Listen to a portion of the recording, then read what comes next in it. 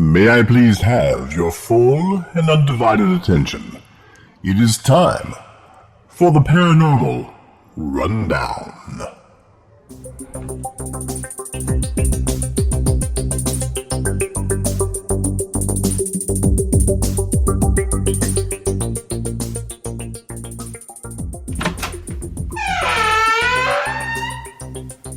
Hello, this is Cedric Dankworth Smythe.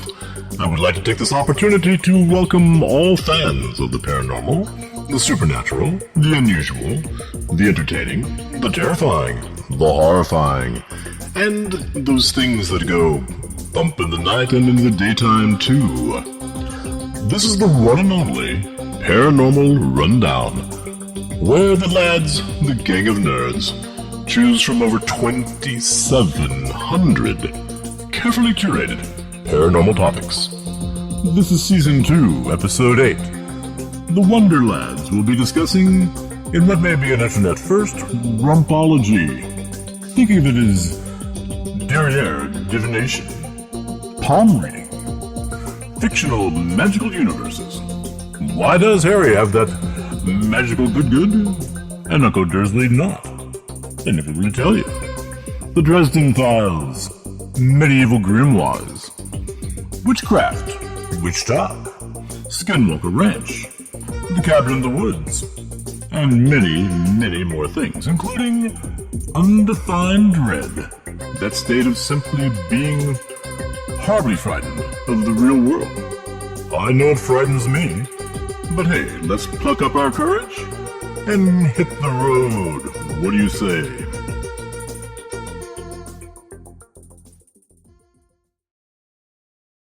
Hello, everybody. This is Vic Hermanson back with the one and only Paranormal Rundown, the only podcast that chooses from 2,711, or as my friend Dave would say, more than 2,710 exciting and amazing and wonderful paranormal topics. That's a lot of paranormal topics. We use a random number generator to give us 6 of those numbers of those topics at any given time, and then we paranormal rundown them. We talk about them, find one we like, and talk about that until it gets old. Then we get another one. Tonight, we have the abbreviated crew again. We have myself, Vic Hermanson, we have Dave Griffith, and we have J.J. Johnson. So, unless any of these other guys have something I need to slow down for, I'll just go ahead and pick some topics. We have more topics than you can shake a stick at. We do. More topics than you can shake a stick at. All right. Hitting the random number generator trigger, and I'll let it run for like 1, 2, 3, 4, 5. And let's see what comes up. So we never know what's going to come up. And so if everything comes up terrible, we just roll again. So the first one is Unusual Religions, the Aetherius Society. The second one is Various Magical Universes, Potter, Goodkind, others. The third is The Truth Ray, which is kind of an idea that I play around with sometimes. The fourth one is Spaceborne Pathogens, or Mutagens.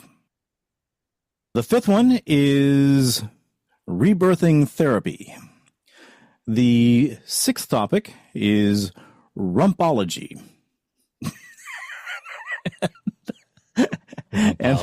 Rumpology is a pseudoscience that involves reading a person's fortune by examining the folds, moles, dimples, crevices, warts, and other defects of their buttocks. It's similar to physiognomy, which is the practice of reading a person's palm. I should go there. Just stinkier.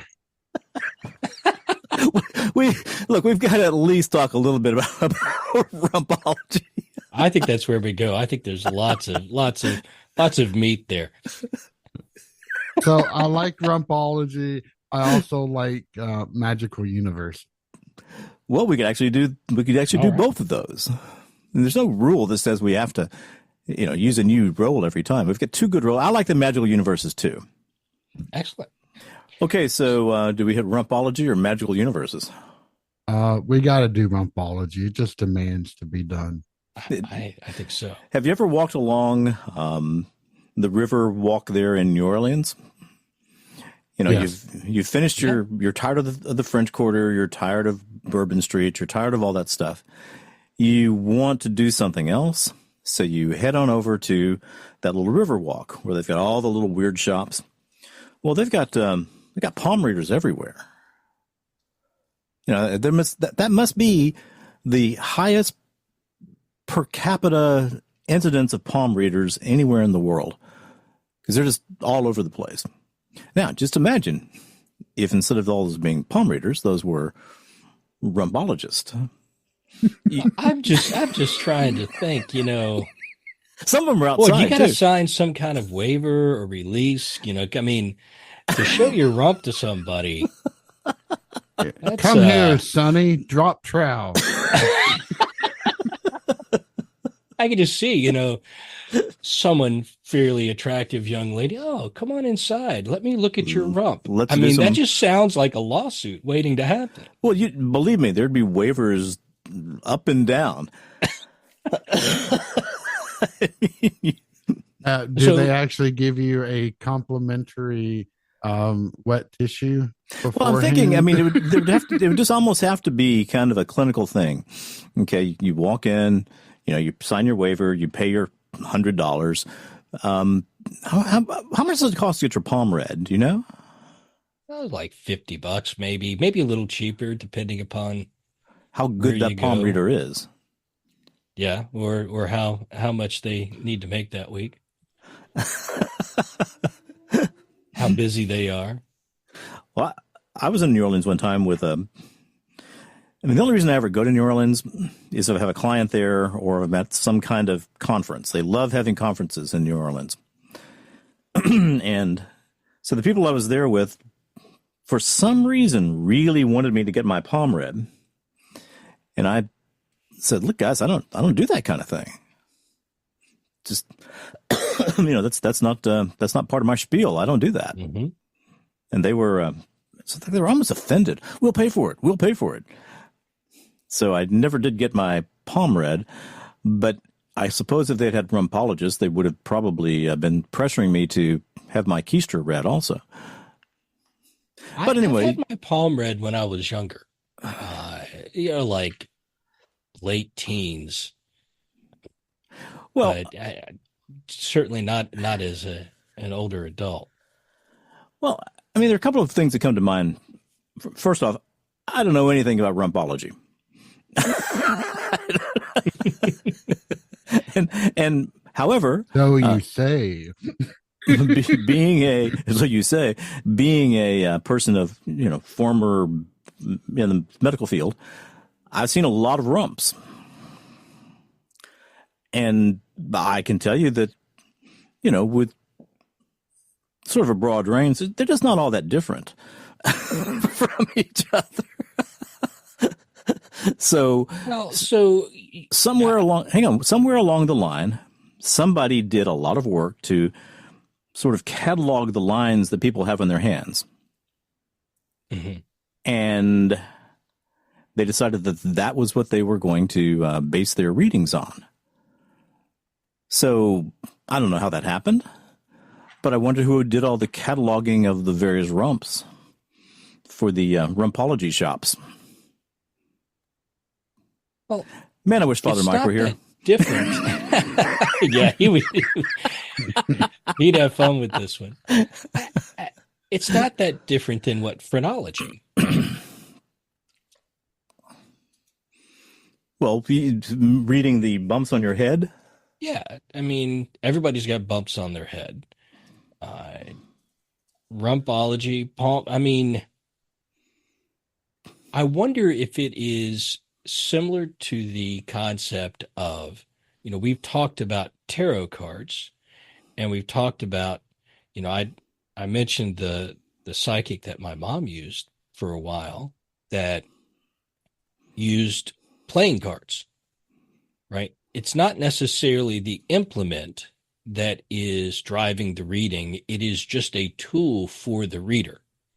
It's the person reading it that that's where the skill or the ability or whatever is, and how they interpret what they see. So, is the rump just another tool for them to work with, just like the bumps on your head or the lines? I mean, I know the palm some of it's supposed to have dedicated meaning, right? If it's this way, if it's this short, if it's split, but some of it has to have the reader making a call on the fly as to what something means.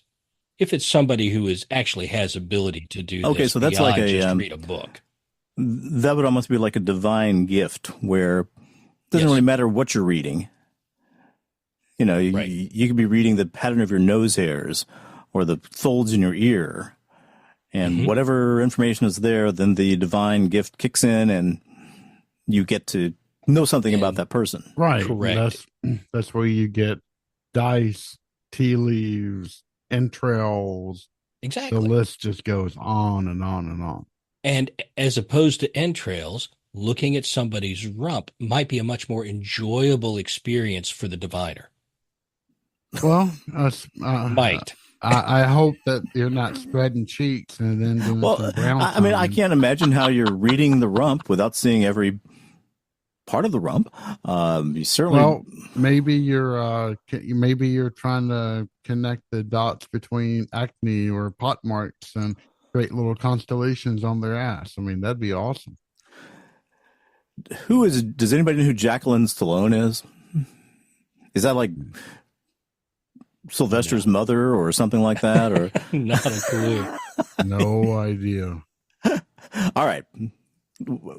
This is not a show where we're supposed to be reading things, but this is gold. So let me read you just a little bit of this, okay? Jacqueline Stallone's Rumpology reports. Jacqueline Stallone, the foremost American rumpologist. So they've got him ranked. A true coveted position, right? Has revealed What an achievement. Has revealed and revived the ancient art of rumpology. Rump reading is an art that was practiced in ancient Babylon, India, Greece, and Rome. The ancient Greeks thought that the Derriere was the key to health and fidelity, and the Romans used Prince of the Gluteus Maximus the way some people use palmistry today to determine potential talents and future success. What if that were part of like the Harvard entrance exam? Rumpology. The only thing that I remember from Greek plays and philosophy was Socrates warning his students not to lust after the butt prints that young men would leave in the sand. And Really? That's sage advice. But just exactly how did that come up? It was, I think it was written in one of the plays. I'll have to go back and find that, but that has never left my head. It wouldn't leave mine either. Yeah. Hello, this is Avalon Lee and Dankworth Smythe. I find it amazing, and I'm sure you will also, but there is not a great deal of readily available, ancient scholarly literature concerning the critically important topic of butt prints. Who knew? It's a terrible oversight. But I have found some recent poetry covering this issue. Please listen and enjoy, as I present, Butt Prints in the Sand, author unknown. Butt Prints in the Sand. One night I had a wondrous dream. One set of footprints there were seen. The footprints of my precious Lord. But mine were not along the shore. But then some stranger prints appeared. And I asked the Lord, what have we here? Those prints are large and round and neat. But Lord, they are too big for feet. My child, he said in somber tones. For miles I carried you alone. I challenged you to walk in faith. But you refused and made me wait. You disobeyed, you would not grow. The walk of faith, you would not know. So I got tired, I got fed up. And there I dropped you, on your butt. Because in life, there comes a time when men must fight and men must climb. When men must rise and take a stand. or leave their butt prints in the sand. Not that I wanted it to stay in there, but it stuck. All right, Anyway, so continue. Sorry. yeah, but young guys and young girls would sit in the sand and they would leave a print. And then I suppose this would be like, early Pornhub. Pretty much. You could walk along the beach and find these prints and just go to town. Rumpology is sometimes called butt reading in modern parlance. It is the art of reading the lines, crevices, dimples, and folds of the buttocks to define the individual's character and gain an understanding of what has occurred in the past and get a prediction of the future. Ancient rump reading was done when the seeker covered his or derriere, rump or butt, with henna dye, a brown-orange dye made from plant fibers and set on a medium such as papyrus to leave an impression much like a fingerprint, palm, or footprint. Such prints are highly individualistic, as no two people share the same markings. I remember a girl in an office where I worked in Houston who got fired for Xeroxing her keister. The sitcoms did not lie. Oh my gosh. No, she definitely got fired for. Jacqueline has discovered that the left and right cheeks reveal a person's past and future, respectively. The right buttock represents the left cerebral hemisphere of the brain, while the left buttocks represent the right hemisphere. It is similar to palmistry, where the left palm represents. Is scientific. Yes. The past and the right palm represents the future. A rump report from Jacqueline Stallone can tell you whether you are going ass backwards or eyes open into the future. I'm just sorry. You just said a rump report, and I'm just thinking the rump report daily. It just sounded like a news, That just reminds me of the Jim Carrey bit where he bends over and is talking with his butt. Let me ask you a question.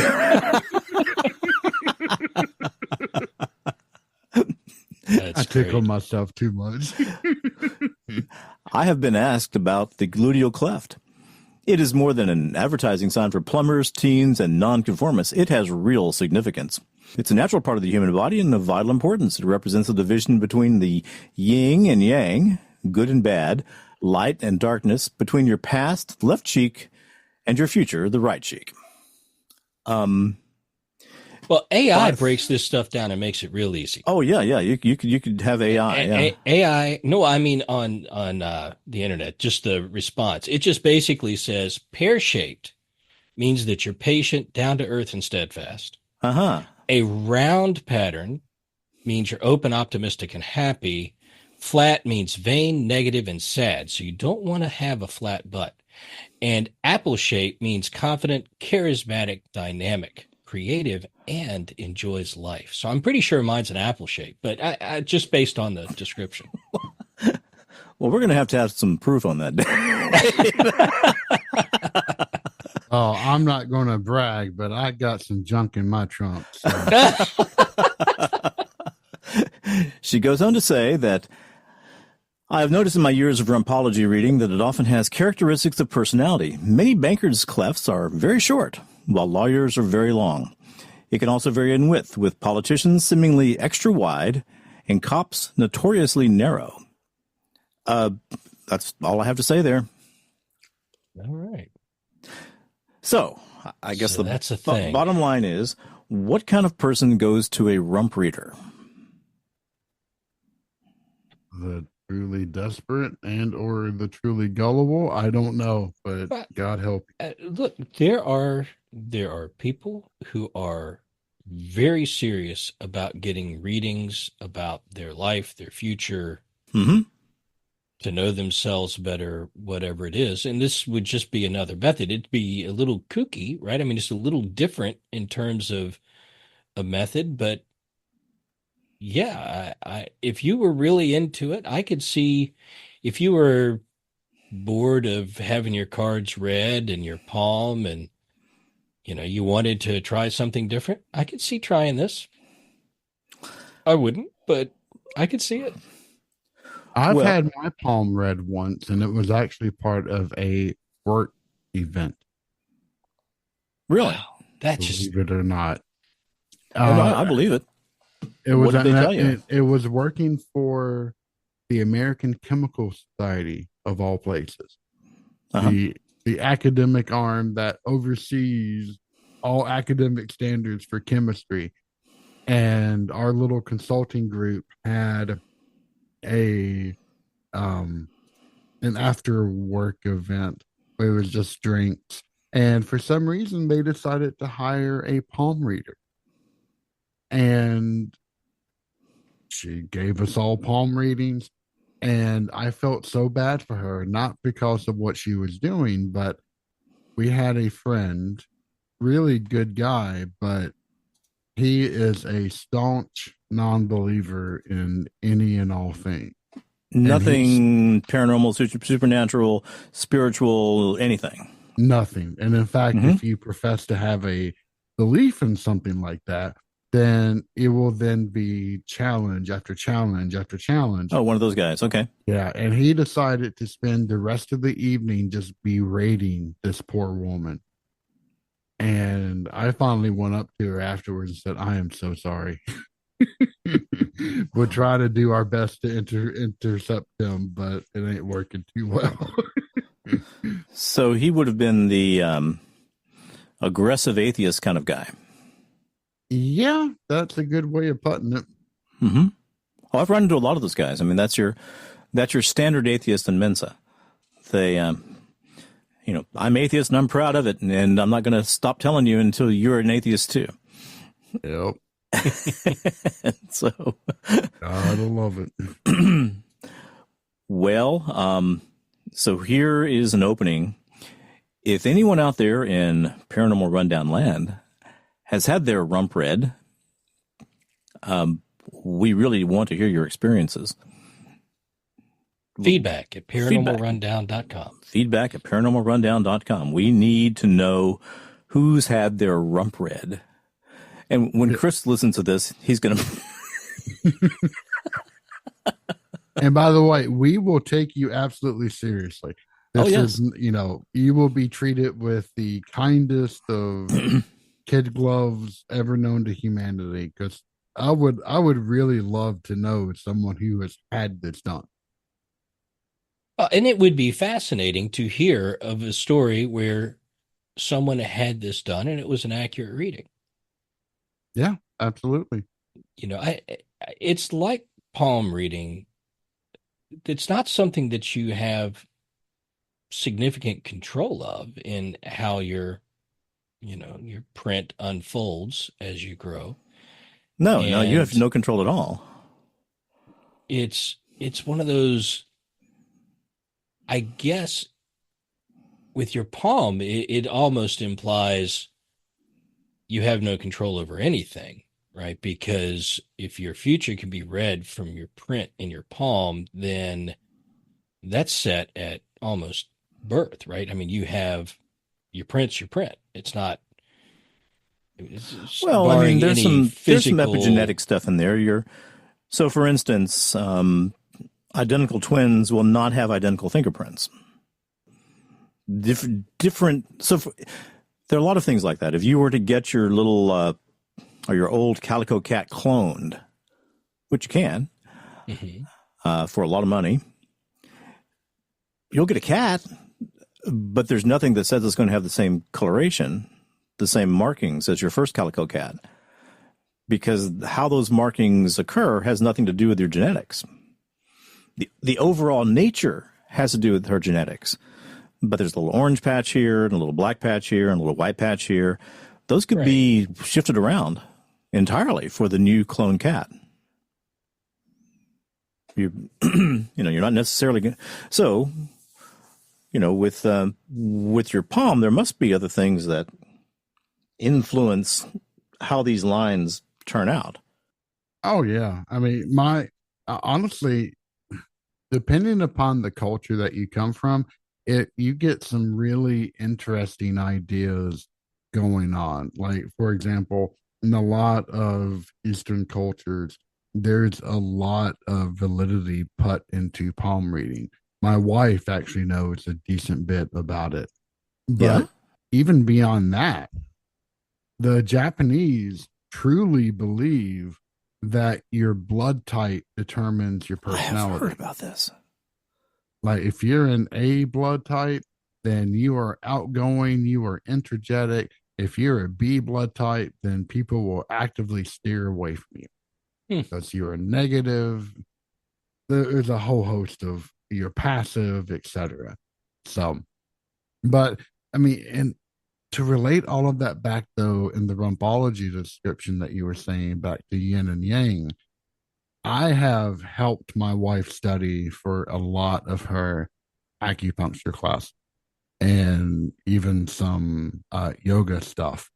And there is such an emphasis on yin and yang energy. And it really is fascinating. I mean, that and the entire Chinese belief in hot and cold foods. And yeah, I mean, you can go down this rabbit trail forever.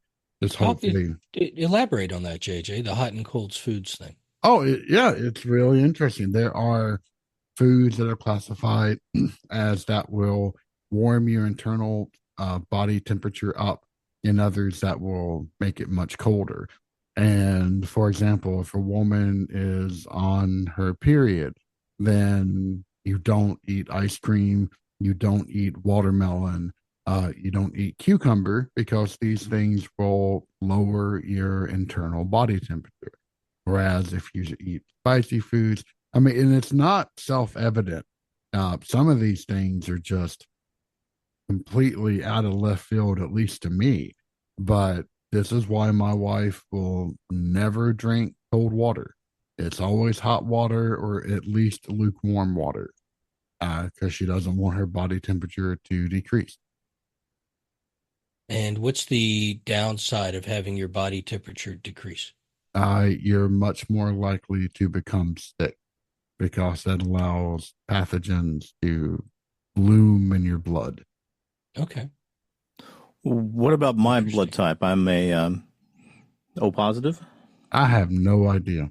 I just grazed the surface of A, B. Okay, fine, whatever. And I moved on. I think that's a topic in there somewhere. Oh, I would agree. I mean, I think I've already got it in the 2,700 and something. It's in there somewhere. But I actually had a thought pop up there, but it's gone now. Welcome to my world. Because you were so fascinating about your blood types.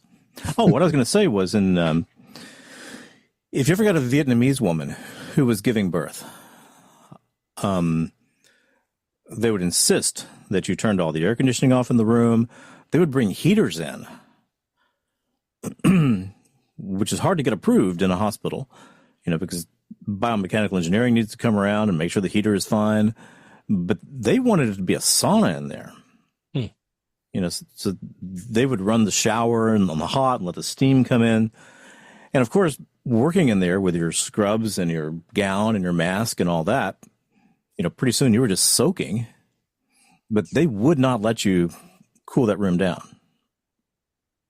That makes sense. I mean, I think it's probably the same kind of thing. Yeah, it is. Well, in Chinese culture, after a woman gives birth, then the woman and the baby essentially isolate for a month. And there's only certain types of foods that she's supposed to eat. Not supposed to bathe. There's an entire litany of items that should be followed in order to ensure that the mother and the baby are put upon a path of healing.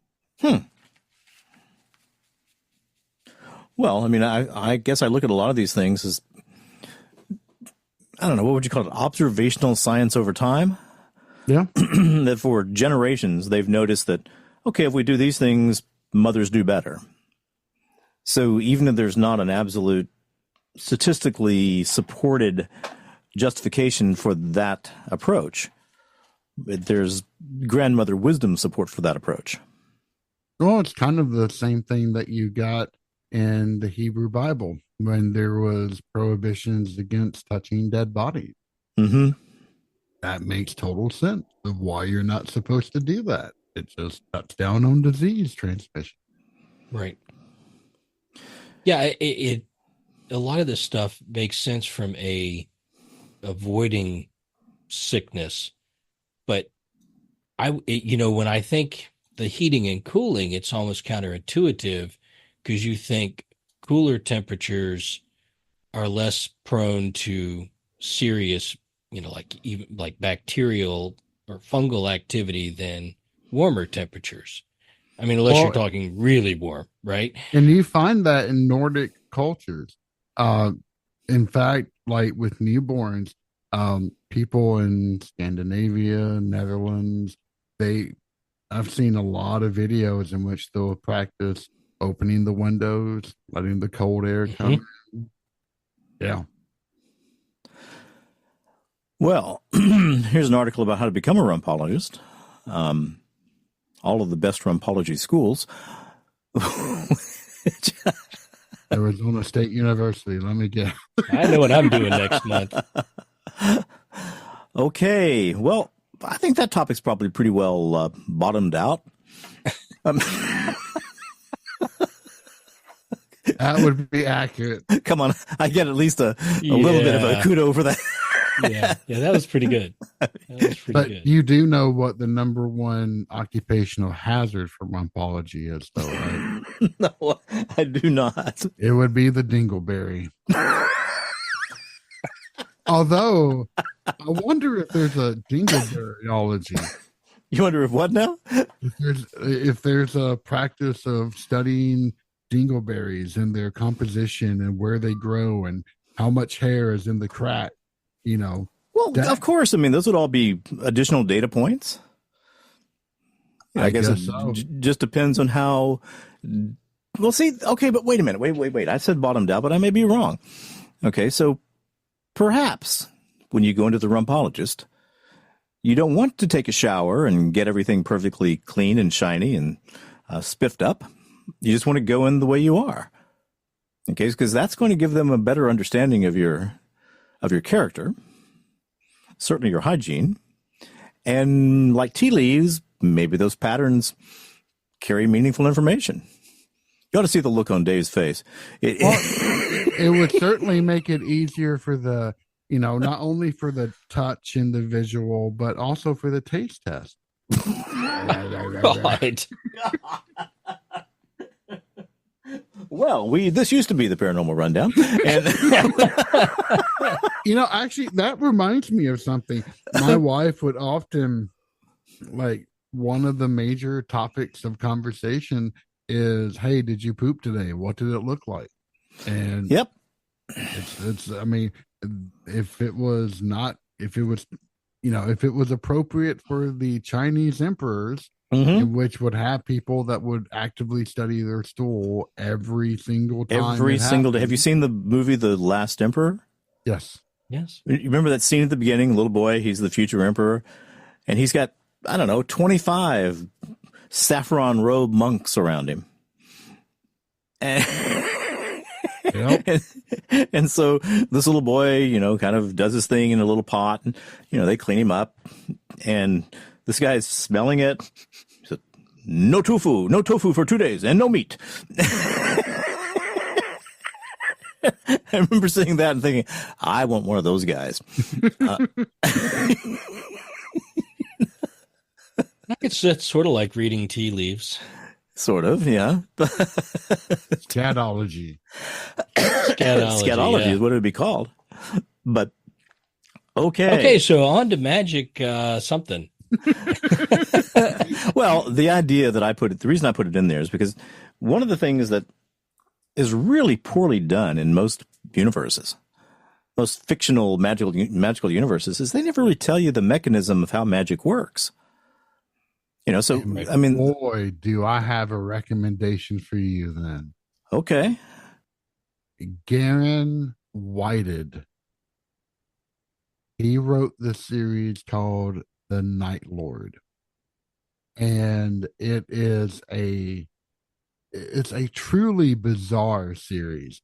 It is a physics adjunct professor who becomes converted to become a vampire, who is then sucked into a magical world.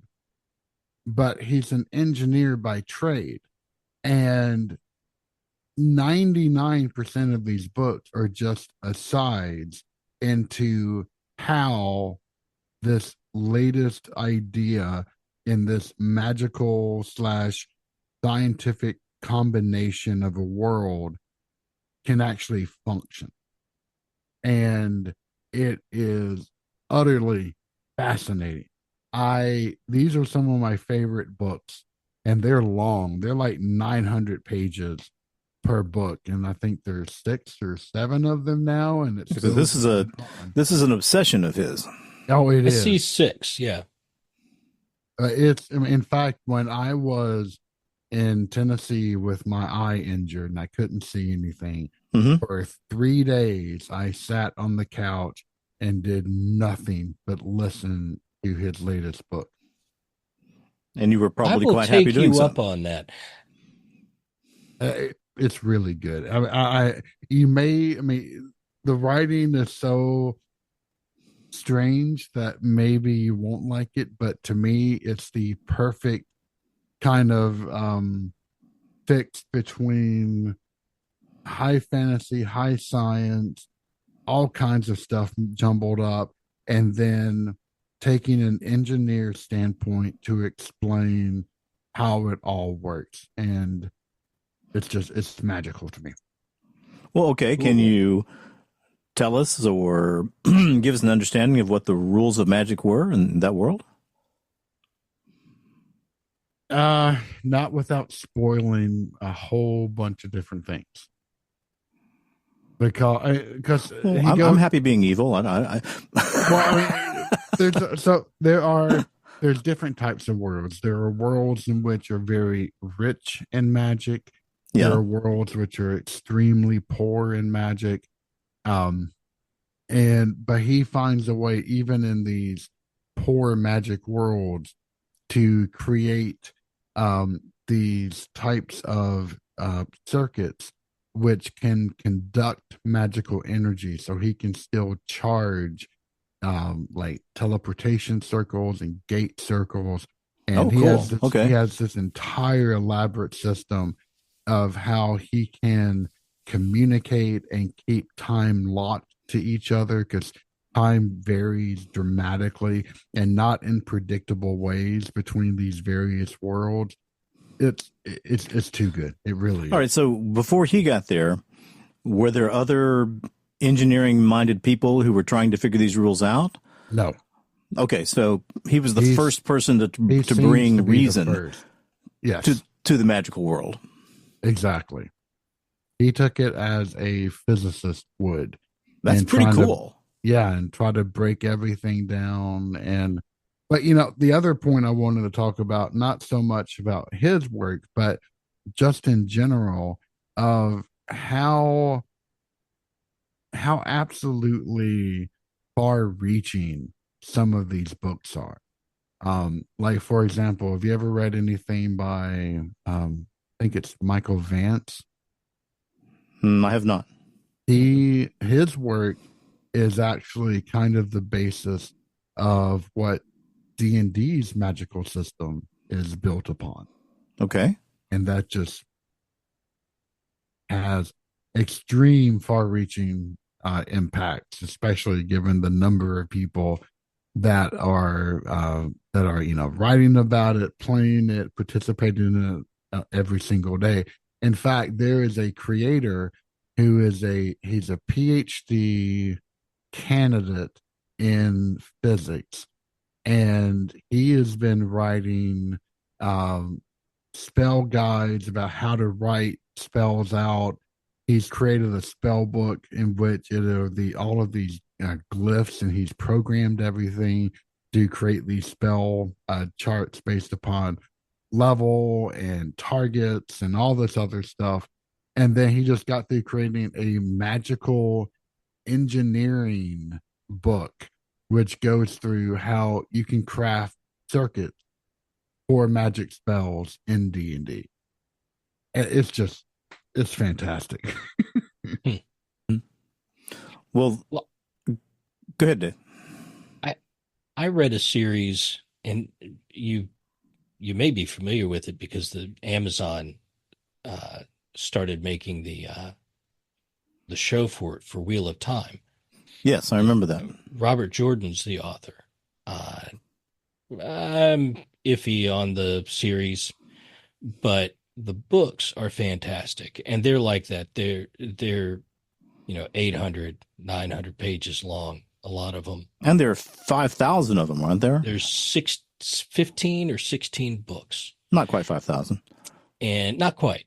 It's over 10 books, though. Over 10 books, yeah. Thank you for clarifying that. Yes.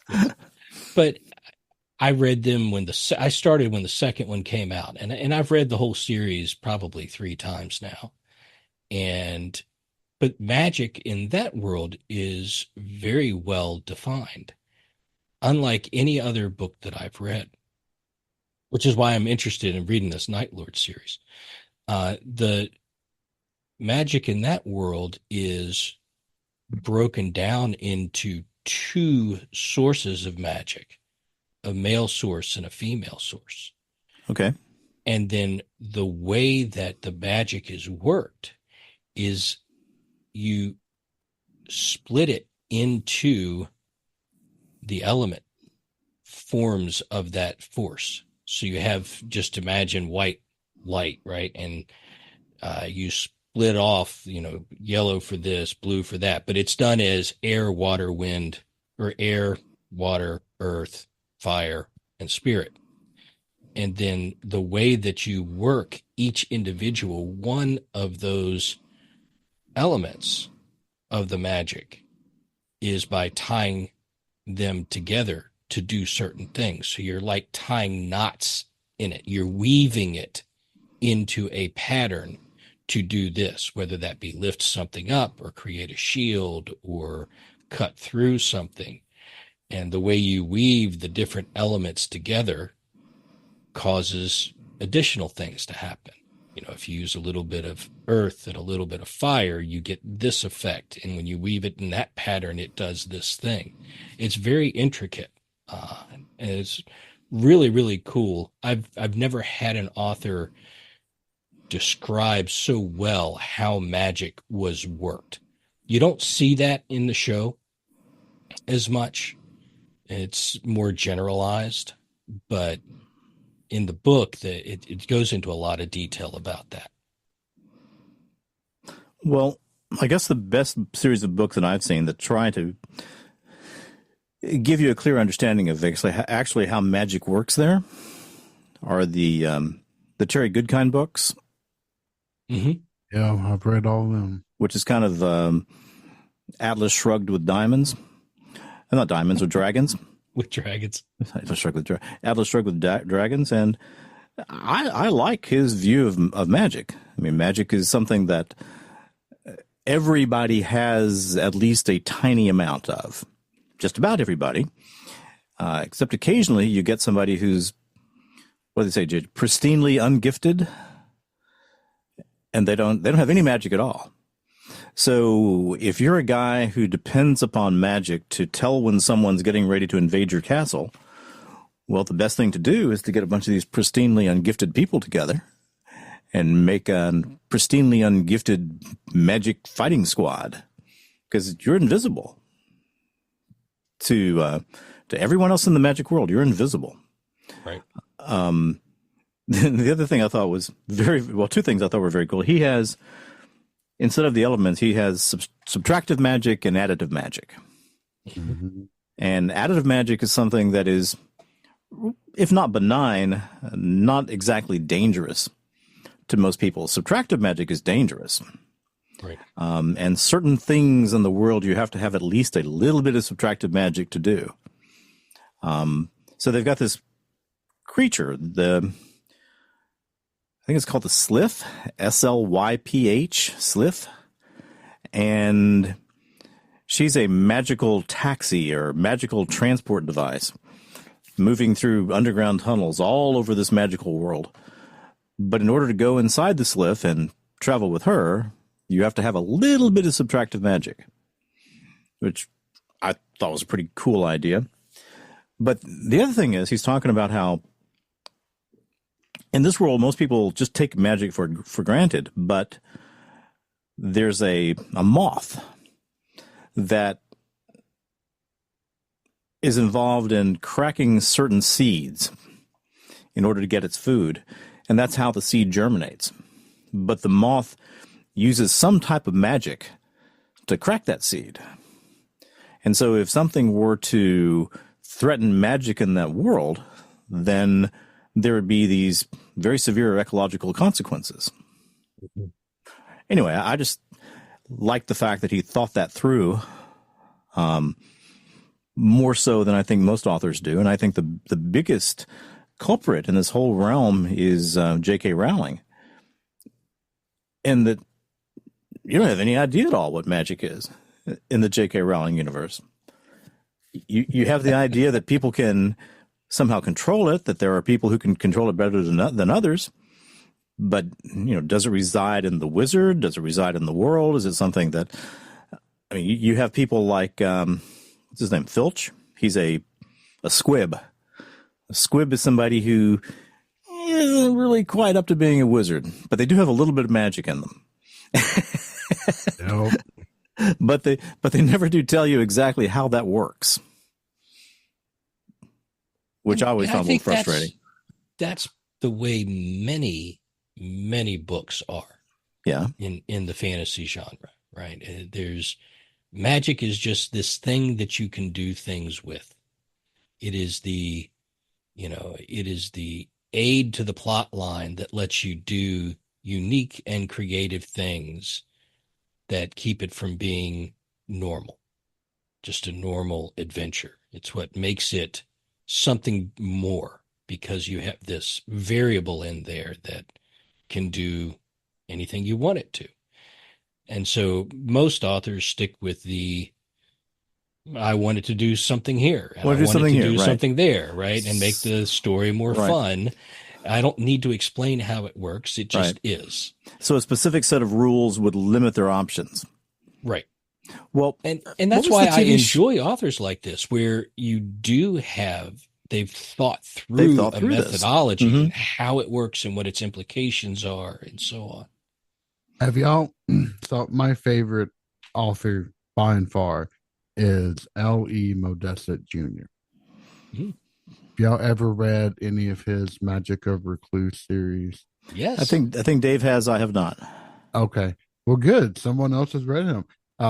Yeah, he's written 16 books in the Magic of Recluse series? And no, I read a handful of them when I was younger. A long time ago. But actually, my oldest son read several of them and really enjoyed them.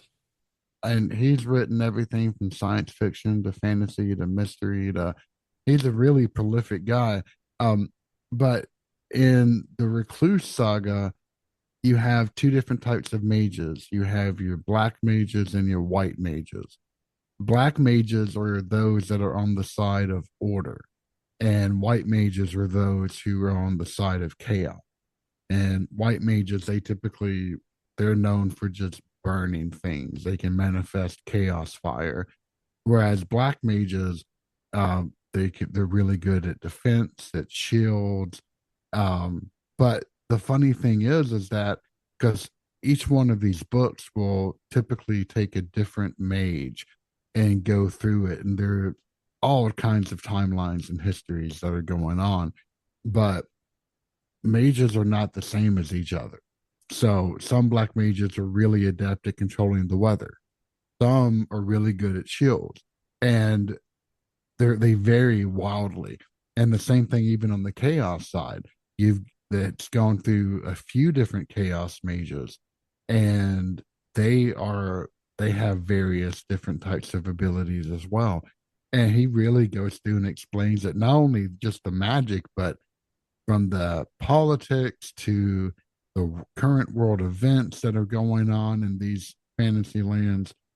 Truly in depth. Truly, I mean, the guy is extremely intelligent, and I've enjoyed every single book I've read of his. And good writing. I remember his writing being good. It was enjoyable. The only critique you could levy against him is that it's essentially the same character in every single book because they're all intelligent. They all grasp the social nuances and what to do and what not to do. So there's a lot of commonality going on, even though he expresses them differently. But I don't care. I mean, I just keep coming back to his well over and over again. What was the show about the wizard who had a regular office in the city? And people could come to him and hire him for Dresden? Dresden, the Dresden Files. Yeah. Dresden Files. Yeah, the Butcher. Dresden Files. Yeah, those books are really well done too. I've stopped reading after a while because it just got really repetitive, but those were interesting. There's another series of books about that's set in England, and it's about a diviner, someone who can see the different branches of future eventualities, and he can kind of influence which path the future will take. That was also another, I think it's by Beatrice something. I'll have to look it up, but Potter. those are actually, yeah, those are decent. I'm not sure. I'll have to look it up, but those are actually pretty decent too. Dave, you have a look on your face like there's something you need to say. I was just thinking about taking it from the fantasy genre into the real world in terms of magic. You know, there's books and books and books out there on performing magic. What are your thoughts on those? Well, I mean, I know one of the Paranormal Rundown topics is there any magic? And genuinely, any magic? Mm-hmm. It'd sure make things complicated if there were. I can go on for quite a while on that particular topic. Please do. I have studied quite a few different medieval grimoires of magic. And the surprising thing is a lot of them actually require a ton of preparation. The practitioner normally has to fast for 72 hours, wear white robe, spend those hours in prayer, and it's only after going through this intensive set of rituals can they even begin to cast these supposed spells. Some of them are as simple as like rubbing your fingernail to see the future. Others can create illusionary feasts that will fill up the guests until they leave the property, and then they're hungry again. There's an entire like leprechaun gold. Yeah, pretty much. But it really is kind of fascinating. I would say that the vast majority of these grimoires, though, are poor copies of copies of copies, and they're just complete bupkis. I mean, it's just. Well, I guess it depends on. I mean, one of the interesting things there to me is the fidelity with which these copies were made. Oh yeah. I mean, so for instance, if you're in Judaism, if you're copying a Torah, man, it's a slow, very exacting process. Oh, the Masoretics had a science down. Yeah. I mean, and the idea is that the 1,000th copy of the Torah should be as accurate as the first copy, which I'm sure isn't true. It's not, but I mean, they came closer than almost any other tribal body ever hoped to.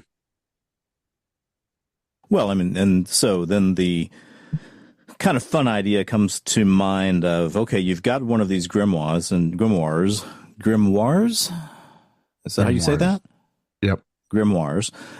And you find just some tiny little error in there, a dot where there should have been a dash, a magic word inverted. And then you fix it. And then you've got something that nobody else has. You've got the real thing. You've got the power then to use the spells in that book. I don't know. This fun fictional stuff. Yeah, I don't know. So it's not just grimoires, though. You got the Qabalah.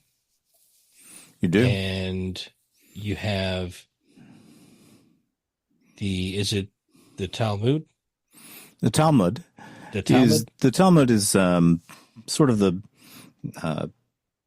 Hebraic oral tradition, okay, where senior rabbis talk for years and years and years about all these sometimes very bizarre topics, mm-hmm.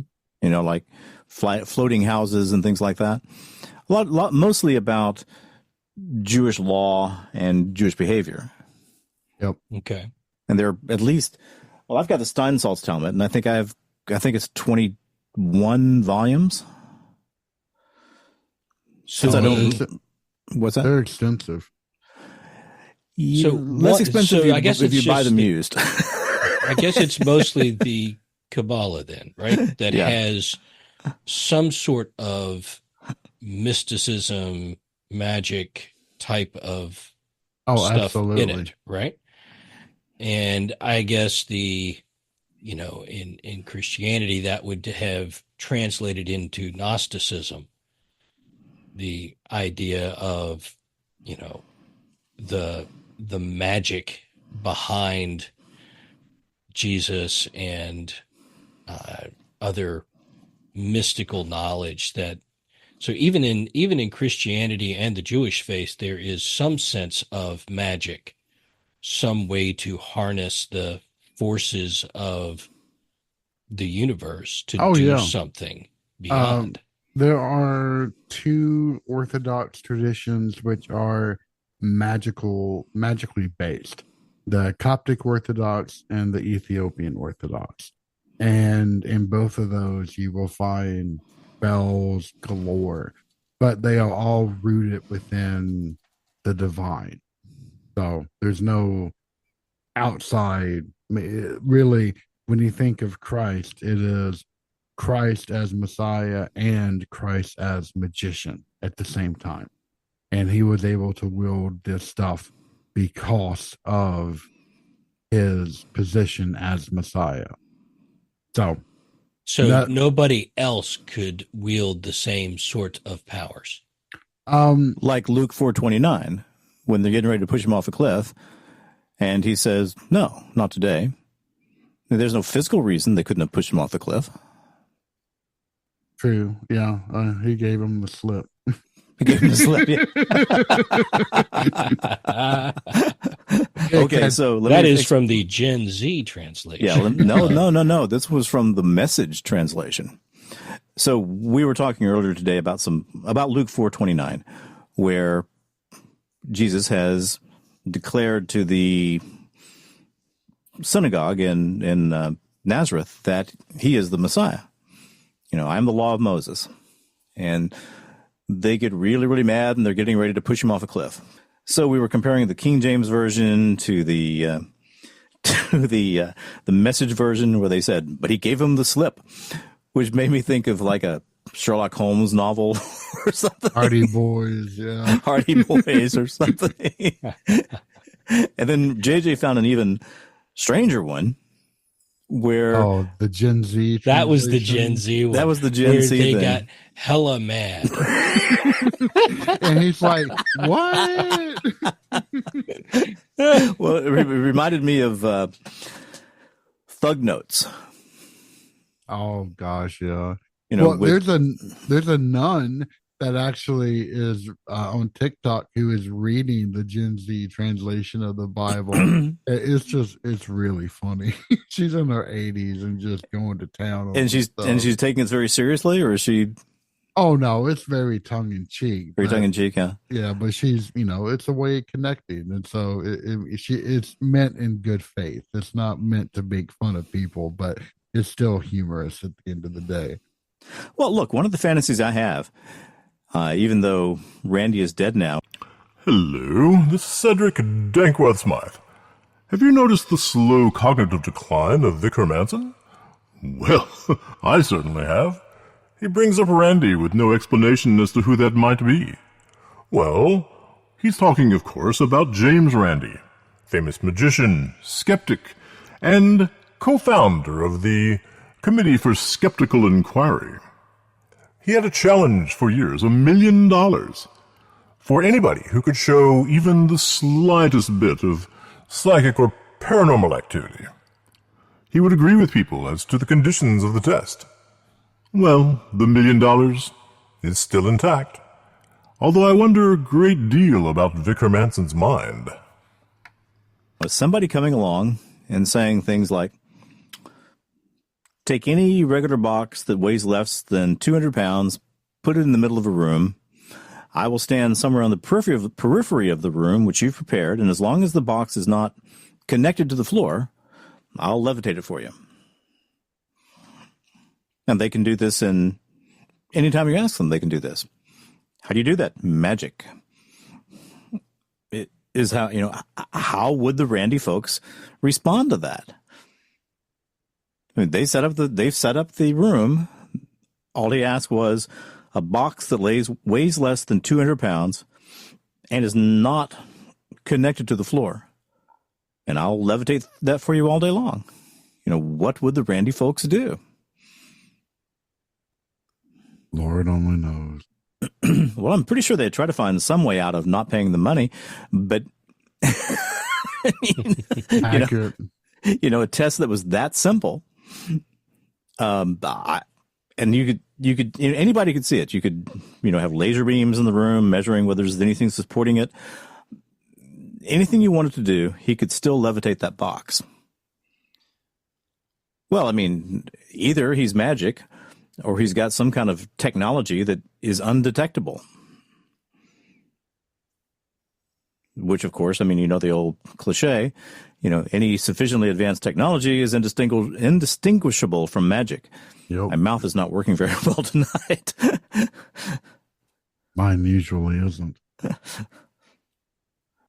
But back to what Dave was asking, priests can still tap into the power of the divine and the divine names.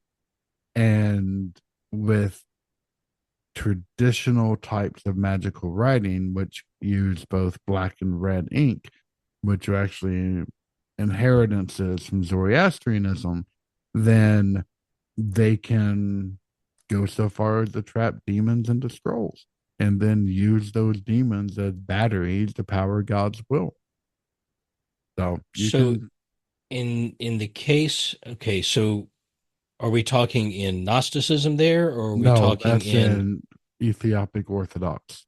Ethiopic Orthodox. All right, so in order for them to perform some sort of magic activity, they need a trapped demon as their power source, and then they're harnessing the power of the demon to perform whatever activity it is.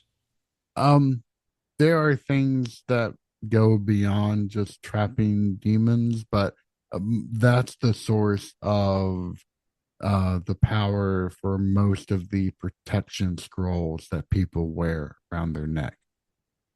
So is there other sources of power beyond that of a harnessed demon?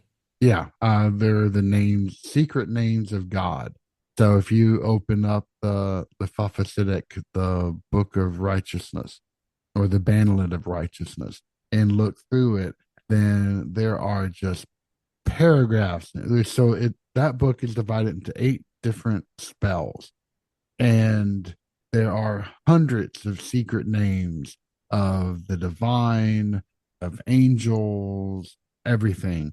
And it's relying upon that to be able um, to ensure that the wearer or the owner of that bandlet enters into heaven after death. And that very much smacks of Gnosticism. In fact, it's almost indistinguishable because the idea of Gnosticism is there, if you live a good life, then if you die, then yes, you can get into heaven, but it will be the lower heaven. However, if you know all of the magical signs and mysteries, then you can start making your way up into the higher heavens. So the fascinating thing about magic in fantasy is that there's no source for the magic in most fantasy worlds. Right. There's no, you're not referencing a god or a being of some sort who you're harnessing them for that power. It's just magic is infused through the I'm not sure that's environment. entirely true. I mean, Goodkind has the creator. Not all, right? Yeah. But I'm just saying most fantasy novels, especially the ones I read when I was younger, magic is a force in the world, much like electromagnetism, right? It's just something that you harnessed to do something, right? To manifest your intent, whether it's through a spell, whether it's through some recipe, whatever. In magic, in the world we're talking now, in real life, we're talking about harnessing God or an angel or a demon for the power that they have, implying that there is some force, but it's tied to some other higher being that you need to gain access to it through. Correct. Yeah, but even like just take D&D for example, you have two different sources for magic. You have your clerical powers, and then you have your magical powers. Even though if you're in Forgotten Realms, right, magic actually comes from Mystra, or at least the web that she wove, but that's splitting hairs. But yeah, so I mean, but they're like the grimoires, some of them are based solely in the divine. Some are much more based in the demonic. But yeah, you don't, it's rare to find anything in which you're just manipulating the powers of the universe in order to do your bidding. It's typically tied to either the angelic or the infernal in order to drive your power. That's exactly where I was going to go with it. Is there any belief set in any religion or culture that we know of where magic is just considered to be a force in the world to be wielded and used by people who know how, where there's not a deity that you're gaining it through? Is that true of Wicca or not? I don't know.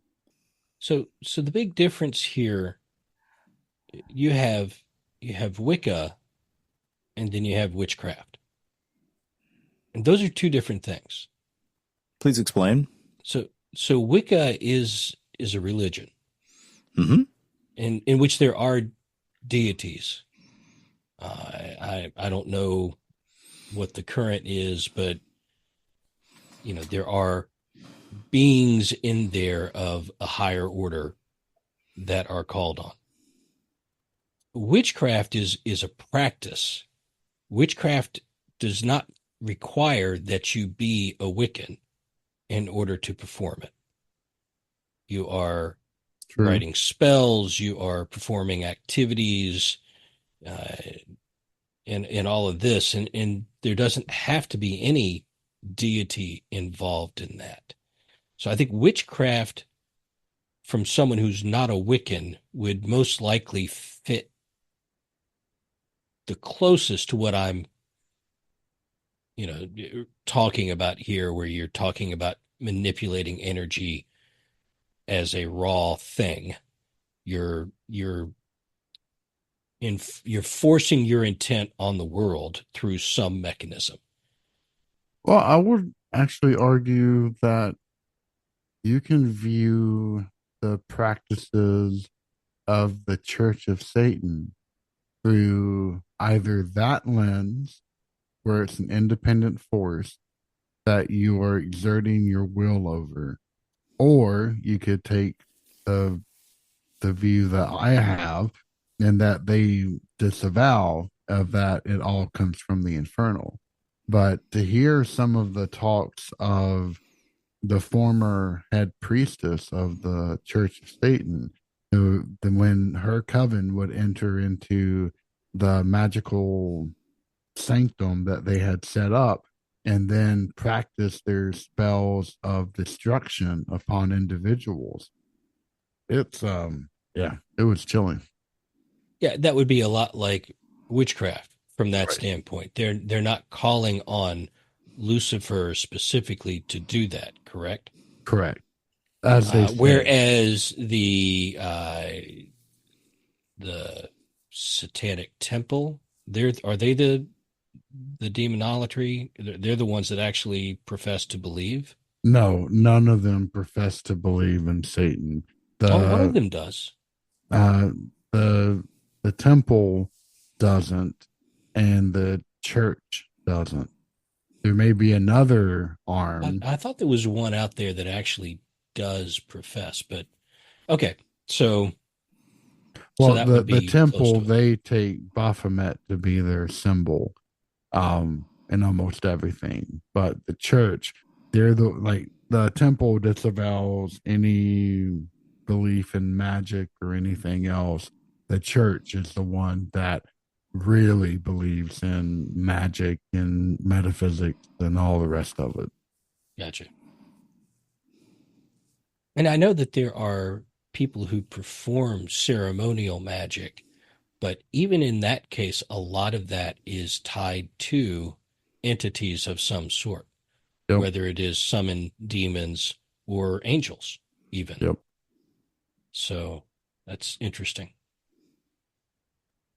Well, I mean, one of the things I was going to say is that the Thomas Theorem basically says that, hey, look, as long as you believe something is true, it'll have the consequences of being true.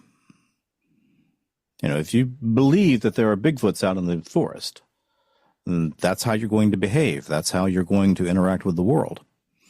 And, man, there are a huge number of Wiccans in the world. It's a very substantial demographic segment. And when you start looking at some of the books that they've put out, I guess the ones that catch my eyes the most are the ones from Silver Ravenwolf. I'm sure Mr. and Mrs. Ravenwolf are very proud. But you know what they call that in Japanese? What? Chūboni, which translates to 8th grade syndrome. 8th grade syndrome. This is fantastic. Yeah, it's where there's so many great anime and manga that depict this, but it's essentially where you're going through that phase in puberty where you're trying to be edgy, right? Yeah, mm-hmm. You create the ultimate edgelord character, right? In most Chūboni, they wear like an eye patch, and they go, "Oh, I've got to keep my power contained to my evil eye." Don't tempt me. Yeah, so whenever I hear that, I'm like, okay, that name is the ultimate. He picked that when he was in 9th grade and just can't get rid of it. Yeah. What is the Japanese term again? Chūboni, I think it is. Chūboni. Chū. CHYUUBON. Yeah, Chūbon. Chūbōn. Okay, anyway. It's one of those Japanese terms that for dum-dums like me, it's hard to pronounce. Obviously, it's hard for me to pronounce, and I've watched a crap ton of anime that feature that word. So, Hello. This is Cedric Dankwell Smythe again. Today we're going to use a little bit of that fair use good. See how edgy I'm getting? This is from the YouTube channel Anime Academy. I love these types, so charming. Jakiganke, or Evil Eye type, are the most recognized type of Chūnibyō. These kids probably read a ton of manga, think they have magic powers, or definitely have a demon sealed inside their body. You can almost always recognize a Jakiganke either by their accessories, like an eye patch to cover their evil eye, or bandages, which are actually mystic seals to contain their uncontrollable demonic power. Their behavior, dramatically standing on the school roof, making mystic hand seals, or fighting invisible demons that only they can see. Jakiganke are the Chūnibyō that most often appear in anime since they are easily the most eccentric and are already trying to be as anime as possible. oh, it's Chūnibyō, by the way. That's the actual, which literally translates to middle school syndrome. Middle school syndrome, Yep. which some people never grow out of. Oh, God, yeah. I mean, you've got 60-year-old people with that. But I can remember being in a bookstore in Houston. Oh, gosh. It's a while back, like 1985 or something. And, just walking through the aisles, looking at the books. And I see this name, Silver Ravenwolf. That's an interesting name. I wonder what Silver has written. And the first thing I pull out is Teen Witch, how to be a witch early in life.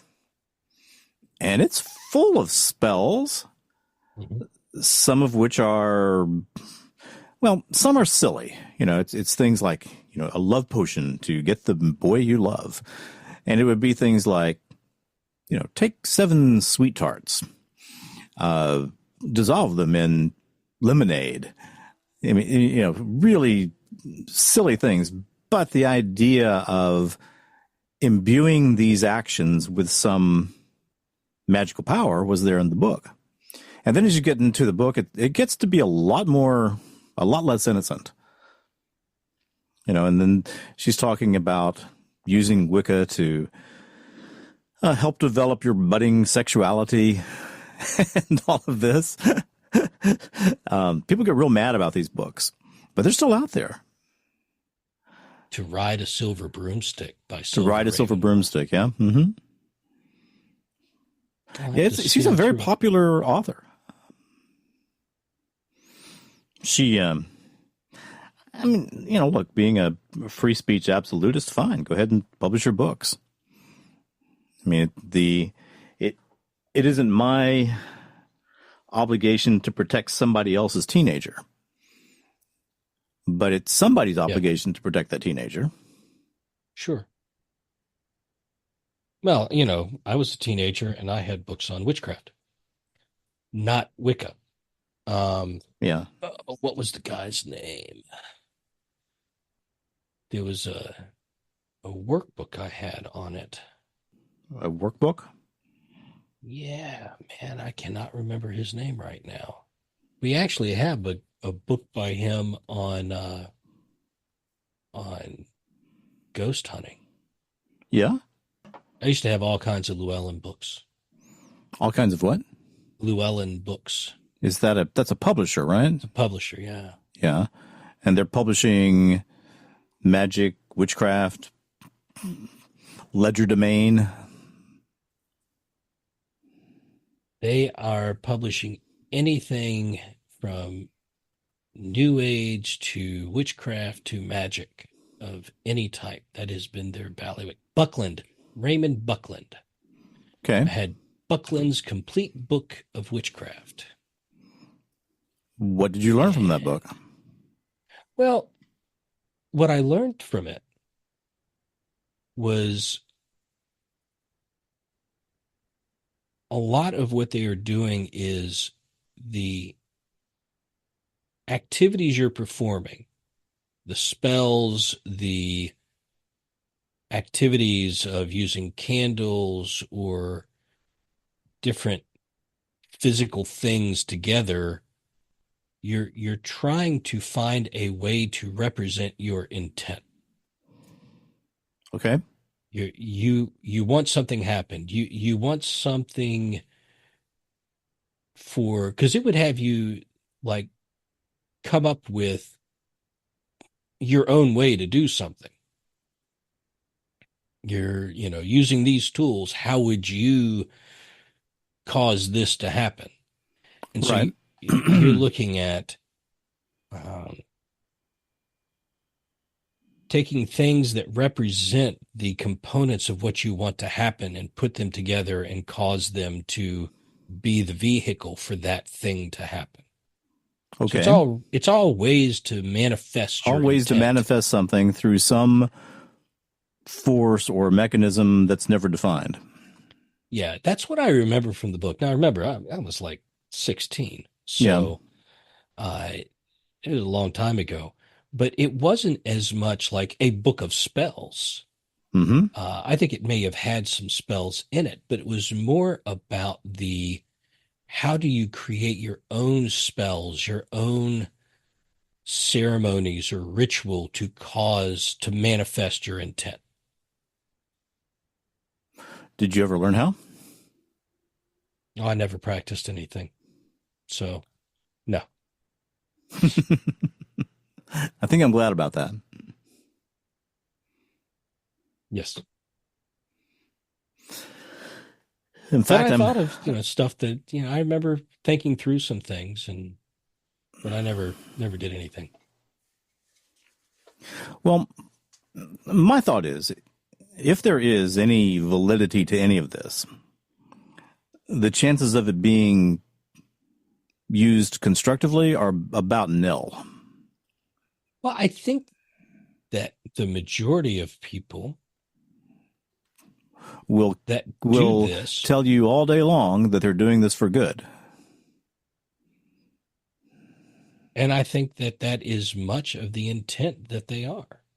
Yes, but I don't think it works that way. A lot of people I'm not saying it works that way. Yeah. I'm saying that is what they're intending. Sure, some of it is I'd like to find a way to solve this problem in my life. I'd like to meet someone. I'd like to, get a better job. Right. I think some of it's that. Lower mortgage rate, whatever. Mm-hmm. Yeah, and some of it is, hey, someone else is sick. I'd like to make them better.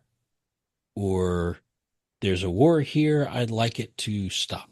Mm-hmm. There's, I think there's a lot of that. I think there's a lot of people out there who watch TikTok and YouTube, and they're doing things to try to manifest the good things in their life that they want, or the good things in the world that they want. I don't think the majority of these people are like, yeah, I want to curse Jill down the street because she's a total flaming whatever. Mm-hmm. I don't think that's what most of them are doing it for. Now, Oh, do they occasionally do something like that, and feel guilty about it? Maybe, but I think the majority are that in the intent side, that good witch, white witch, whatever it is. Yep, that's a very, very popular phrase. Good witch, white witch kind of thing. Now, what's happening behind the scenes? No clue. Well, if you go to Amazon, you can get yourself the Una Luna Muna Witchcraft Kit, Wiccan Supplies and Tools, USA made, Witch Kit, Witchcraft Crystals, blah, blah, blah, blah, blah, for $169. Oh, man, if you really want to go far out, you can get the huge Witchcraft Kit, 236 Wiccan Supplies and Tools with Wiccan Altar for $999. Man, that's a deal. Look, it is It Oh, is it's got a cauldron. incredible. Well, that is a good deal. It is incredible how prevalent this stuff is. I mean, when I first started digging into, New Age, metaphysical, whatever, you might find a shop near where you lived. There was only one, Mm-hmm. and they might have some good stuff, or they might not. Now, I can think of, at least 4 metaphysical shops within 25 minutes drive from my house. Probably 5, really. And in all of them, you can find wands. You can find, obviously, all kinds of crystals, a pretty well-stocked bookshelf or shelves. You've got, 35 different versions of the tarot or oracle cards or whatever. And they have meetings where people go in and perform rituals together. I mean, it's extraordinarily common now. What do you think the drive is? Well, as I know you've heard said before, if you take away God, Right. we still need something to believe in. And so in a fairly godless modern society, Mm-hmm. there's going to be some God. It just isn't the one that it used to be. And so there's that need to believe in something beyond just humanity and daily life. And so that's the drive for, and I mean, obviously it is spurred on by Hollywood and incredibly by social media now. What do they call it? WitchTok? Isn't that the Wouldn't nickname know. for it? WitchTok.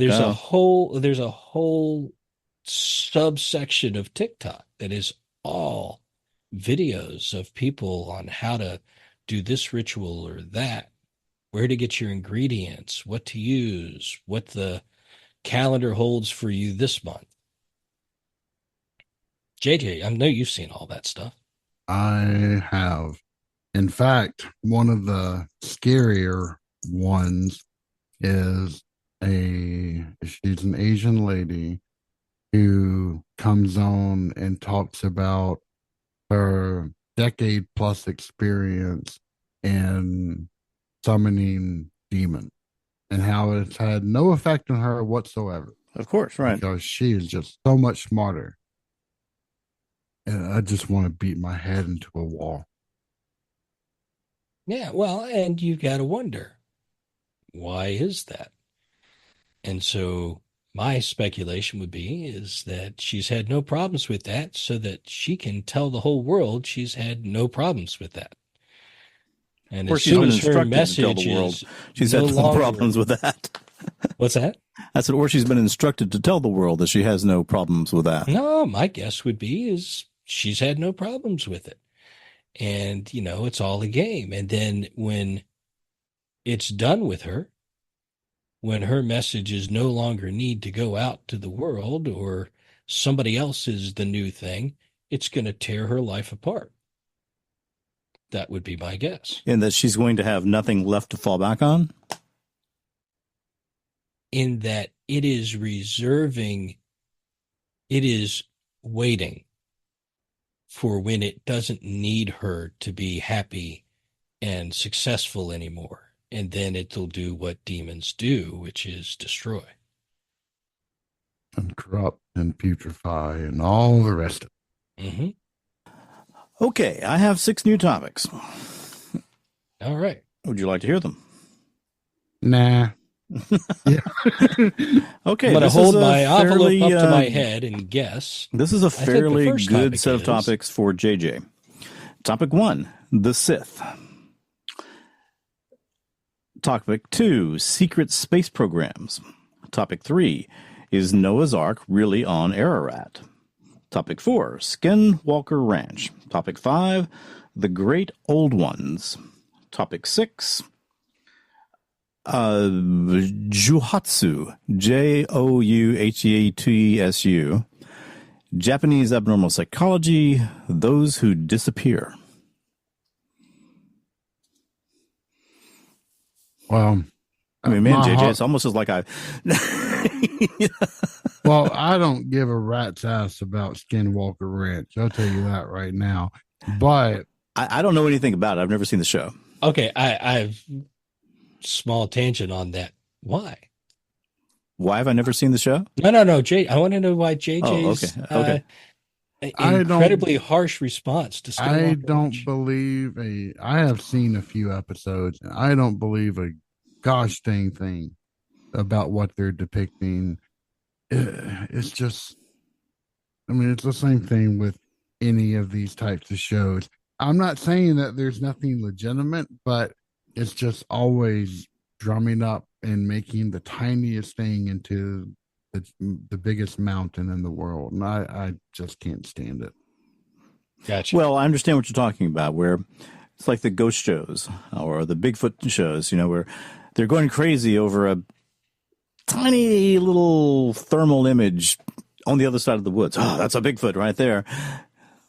There's actually a really funny show. I don't remember the exact title, but it's a series of just really big, hefty rednecks that are sent into the woods every show, and they're hunting for some cryptid or other.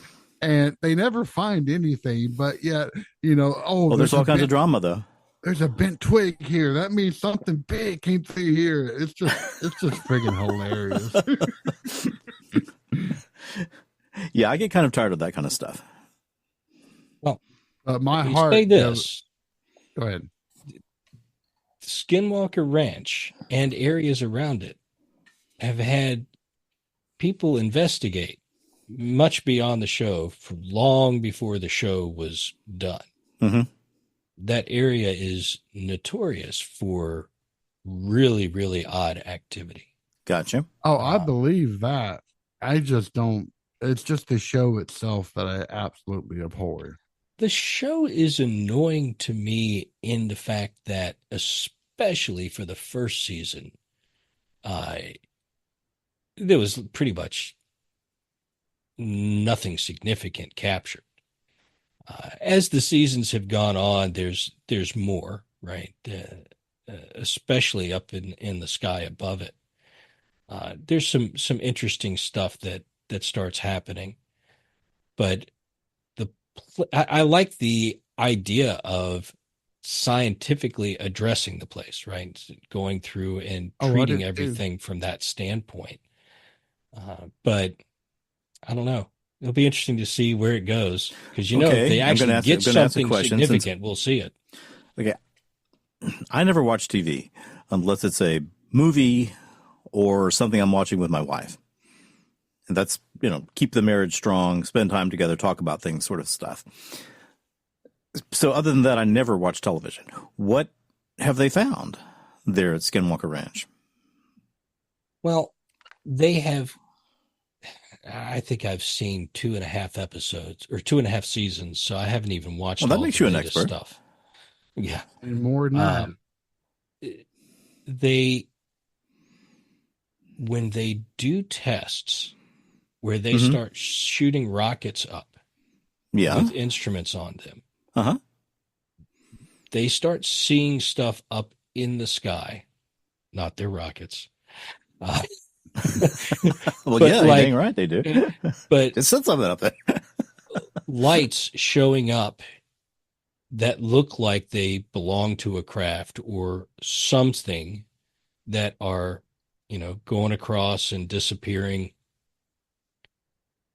They've had instruments do really weird things and stuff. I think some of the stuff they couldn't even retrieve, that it just literally disappeared when it got to a certain height. It's the speculation is that there is some sort of dimensional rift or some other a wormhole or right. To one of these terms dimension. that you can use because it doesn't mean anything. Yeah, that stuff comes in and out of. Mm-hmm. I mean, they've had some weird stuff happen there. They've seen some lights at night on the mesa. You know, I don't know if everything that they show on there is real or not.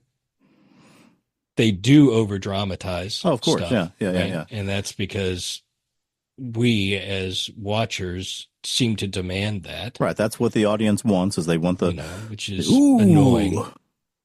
It's like, I want the really boring investigation show. Right. Where they spend like 4 hours in a place and they get 5 EVPs. Right. Everybody goes home and says, yeah, we got these EVPs. They're not very good, but hey, that's what we got. Yeah. I'd watch that show. It's half the fun is the people on the investigations. I don't need all the drama, but. Okay. So JJ's not a Skinwalker Ranch guy and I can't really contribute. So this would be the Dave section, or we can move on to... No, pick another topic. I just wanted to know what JJ's, revulsion was, but it was about the show, not the place. And I get exactly. that. I get that. My heart is always going to go to the great old ones. I know. That's the... So... You have to. You know the movie Cabin in the Woods? Oh, gosh, yes. I mean, to me, I think that's one of the more clever movies of that type. Oh, absolutely. That movie is just gold in almost every sense of the word. When they bring out Sigourney Weaver and she's saying things like, we'd really appreciate it if you just died. I know it's not what you were planning on doing today, but man, you'd sure be helping a lot of people out. The betting pool. The betting pool, yeah. Who had mermen? Or who had, but do they have great old ones in that one? That was the ultimate thing that they were trying to appease. Okay, so they were trying to, through some ritual, keep the great old ones from just destroying the world. Exactly. Do they always want to destroy the world? No. If you actually go by Lovecraftian lore, then they are completely apathetic to humanity. Okay. JJ, David, I would like to turn the next little segment of the show into an interview of JJ, because there are very specific questions I've wanted to ask somebody about this topic for a while. And of course, everybody can jump in here, but JJ's the SME here. Go for it. So if somebody who, JJ, yay, has never read any of these books and they see the word Lovecraftian, what meaning should they attribute to that word? That's a good question, especially in our modern parlance, because most people will confuse Lovecraft's work from the man himself. Okay. And don't get me wrong, Lovecraft had a lot of despicable and horrible thoughts about other people than the Caucasian race. As many people do and did. Right, but, exactly. Mm-hmm. So I'm focusing solely on the work itself, and I'm not branching off into meta critiques or anything. Right, and that's where I wanted to go. So when you're thinking of Lovecraft, you're thinking of the stories in which really hint at an alien intelligence that is so far above humanity that we are nothing more than ants to it. And in fact, just brushing up against it can lead to, at best, madness, and at worst, death. Or it actually can get a lot worse than death.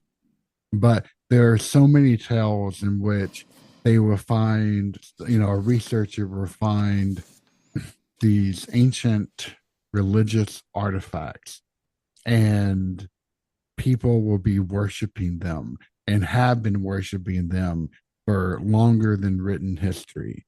And it warps them. In 110 in Innsmouth, the people become fish things in the middle of the night. And the list just keeps going on and on and on. But and there's an entire pantheon of old ones, but the one that is singled out by and far the most is Cthulhu, who is a giant he has a squid face skin, an octopus head, gigantic wings. His form blots out anything but himself. Their cities, if you happen to find their cities, then they are filled with non-Euclidean geometry, odd angles that should not ever work. It's just, oh God, it's amazing. Well, okay, so was Cthulhu in this mythos part of God's creation? Did he come about through methods totally outside of that? Or do they not address that? Not addressed, as far as I know. They simply are described as coming from beyond the stars. Coming from beyond the stars. Okay. That leaves it wide open to what they are. Yes. They could be alien intelligences. They're definitely alien. We know that. And in fact, a lot of people have kind of taken this idea of the old ones and turned them into these ultimate primordial beings that have broken into our segment of the universe and desire nothing more than pure chaos. If I'm going to ask you some really dumb questions because I'm a really dumb guy. No, you're not. If you had a situation where Cthulhu could not move for 15 minutes and you could fire howitzers and atomic bombs and missiles and bows and arrows and every weapon you had at Cthulhu for 15 minutes without resistance, could you kill Cthulhu? No. Okay, you couldn't kill Cthulhu. Okay. No. You couldn't kill any of the great old ones. At least not through any conventional methods that we might know of. I was watching one of the shows with Carolina and I have watched is Supernatural, which I still think is a pretty good show, pretty clever. But Dean is sitting there talking to Death, one of the four horsemen Death, and he Dean says something like, "Hey, is this the place where you kill me?" And Death says, "Dean, you're so arrogant. To a thing like me, a thing like you isn't even worth a moment of my time." He said, imagine you're sitting at the dinner table and a bacterium comes up and starts talking smack. How much do you care? So what causes a being like Cthulhu or these others to even take notice of mankind?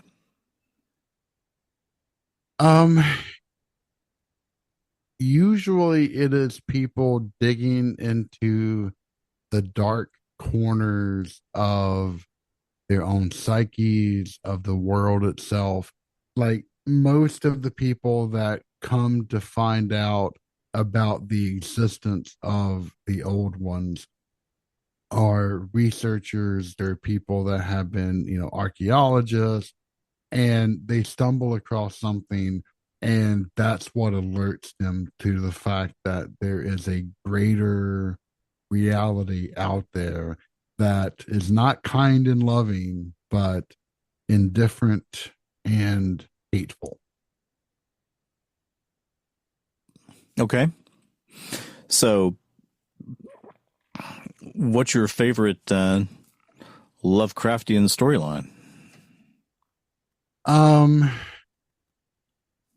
It's probably going to be the expedition to Antarctica. Okay. And I haven't read it in years, and I need to, but it's just it's bloody fantastic. One of the other really cool things about Lovecraft's work is that there's hardly ever dialogue. It's just the writer's thoughts. It's all entirely expository, never any people talking. Exactly. Okay. Now, every once in a while, you'll get it, but very, very few and far in between. But it's written so well that you never really realize that until it's pointed out to you after the fact. But one time you gave a quote on the show, and it was something about Cthulhu sleeps in the house of something, but it's some language. I'm pretty sure you can just say that right off top of your head. Glui Meglodnoff Cthulhu Re'elia Wagnafel Fatagan. In the house of Re'elia, Cthulhu lies dreaming. And that's got to be something really important in the story. It is. It's one of the linchpins, and it's just the way to say it. And Glui Meglodnoff. Oh God, just the way that you can say it. Just I love every single thing about that. It just gives me shivers. So in the world, there are people who can speak Elvish. Are there people who can speak Cthulhuish? No, absolutely not. There's been some people that have been able to translate some, but that is the extent of it, though. So, Dave, I'm sorry if I'm leaving you out here. That's not the intention. Yeah, I'm not trying to at all. Yeah. So there's the trip to Antarctica, the expedition to Antarctica, where they actually find in ancient ruins of the non-Euclidean ruins, and it's just non-Euclidean ruins existing within a Euclidean world. Yes. Okay, so once you go into the non-Euclidean world, standard human's going to be very confused. Oh yeah, and in fact, I mean, the angles of the buildings are completely wrong, and it just fills anyone who looks at it with disgust and horror. Just the descriptions of these things are magnificent. So Lovecraft was Houdini's ghostwriter quite often. Yep. And so I've read quite a bit of Lovecraft, but through Houdini. Another great story is Pickman's Model. Pickman's what now? Pickman's Model. Okay. And it's about an art society, and there's one artist that has essentially been shunned by all the other artists in Boston. And it's because he only looks for the grotesque, and his paintings elicit such visceral fear, such revulsion. Yeah. And so one artist actually meets up with Pickman in his studio to find out what drives him, what makes him want to create these things. And he later finds out that, oh no, he actually has models that depict that in his cellar that show, they are these monsters that he creates. And it's really well done. Are there people in the world, any adequately compelling mythos or mythology, there will be people who will read it so heavily and for so long that they come to think of this as being real? Oh, absolutely. So and that's scary.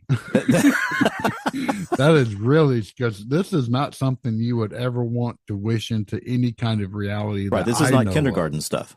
No, this Well, is the darkest stuff ever known. I wonder what made. Well, I mean, I suppose he was Was he successful in selling these stories when he was alive?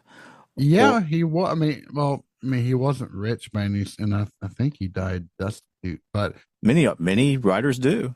But his stories really picked up steam, especially after he passed.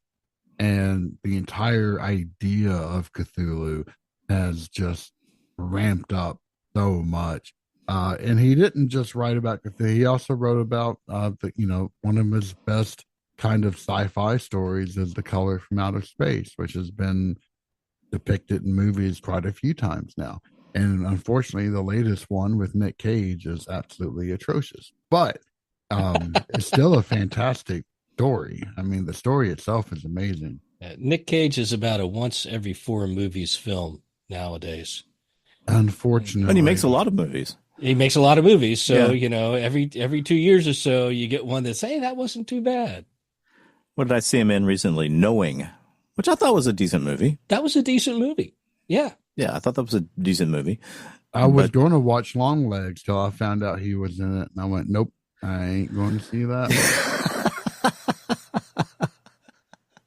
Well, the only decent movie he was ever in was Kick-Ass, and that was about it.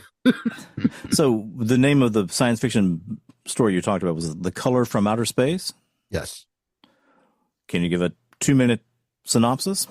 Yeah, sure. A family who is living in the wilds of the northeastern part of the U.S., which is where almost all of his stories take place. Maine, New Hampshire, Vermont. Exactly, Boston. In fact, he created a mythical university called Arkham University. I've actually got a shirt that has Arkham University on it, which I love. But anyway, a meteorite crashes down to Earth, and this liquid begins to ooze out of it that is shimmery in nature, and whatever it tends to touch, like everything just goes wrong. Everything nature is perverted, and everything just, it's fantastic. What was the last movie that came out about that?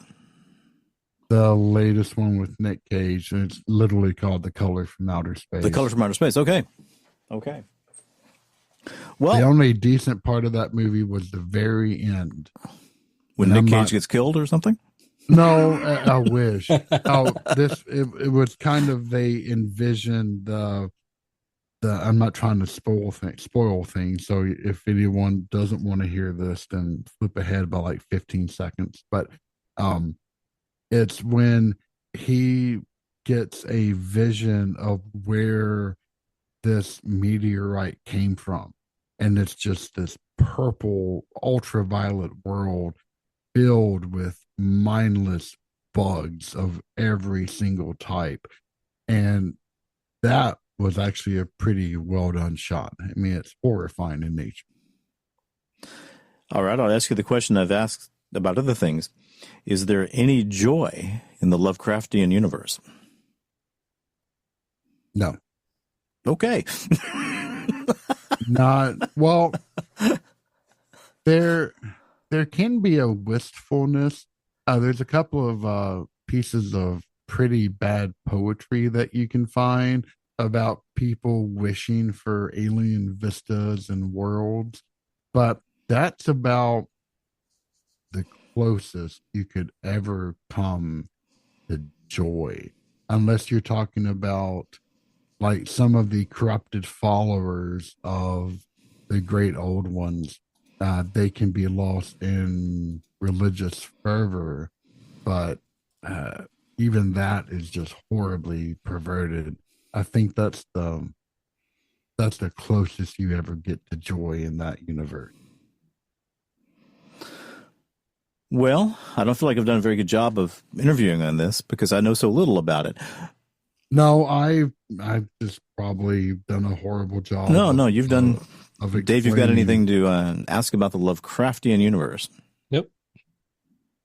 I will say I do enjoyed have one. reading a lot of the books. I when was do younger. have one exposure to the Lovecraftian universe, and that's the game Munchkin. Either of you guys ever played Munchkin? No. Well, let me talk about Munchkin for a minute. It's easily a Paranormal Rundown topic. It's an adventure, dungeon, kick in doors, kill monsters kind of game. Oh, yeah, and there's a whole bunch of different types. A whole bunch of different Munchkins. Yeah, okay. I've seen them in stores, but I've never played it. Well, they're funny. Okay, and the whole idea was, let's make a dungeon adventure game that's not as complex as all of these other games often are. They can be crazy complex. That's just a few rules. Kick the door in and find a monster. If you're strong enough to kill the monster, kill it, grab the treasure, do other things. And they've got Space Munchkin, and they've got Vampire Munchkin, and they've got all these different kinds of Munchkins. And then they've got Munchkin Cthulhu.